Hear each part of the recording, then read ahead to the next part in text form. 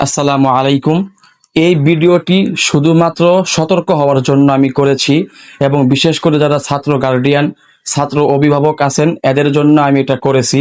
আমি যখন এই ছাত্রর সাথে আসরের নামাজ আদায় করি, নামাজের পরে আমি খেয়াল করি তার পকেটটা অনেক ফোলা। তারপরে আমি সেই বাচ্চাকে ডাকি।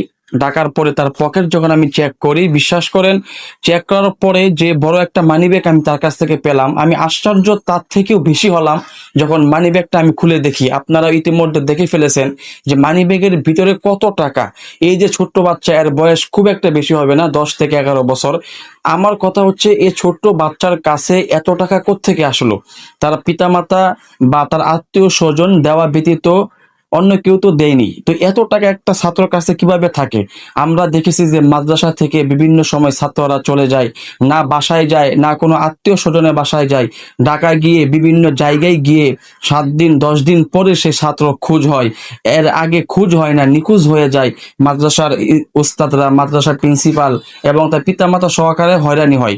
কিন্তু এই টাকাটা তার কাছে থাকার কারণে সে অন্য কোথাও 10 দিন 20 দিন পর্যন্ত থাকতে পারতেছে, কিংবা এখান থেকে দূরে কোথাও সে যাইতে পারতেছে, একমাত্র কেন? তার কাছে এই টাকাটা থাকার কারণে।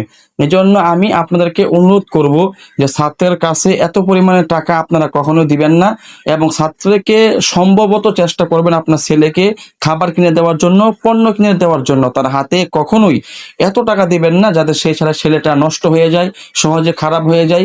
এই ছাত্রের কাছে এত টাকা আছে, সে এই টাকাটা নিশ্চয়ই অপচয় করবে, ভালো কোনো কাজে লাগাবে না। এই জন্য ভিডিওটি করলাম, সবাই শেয়ার করে দিবেন যেন সকল গার্জিয়ান পিতামাতাগুলো সতর্ক হয়ে যায়।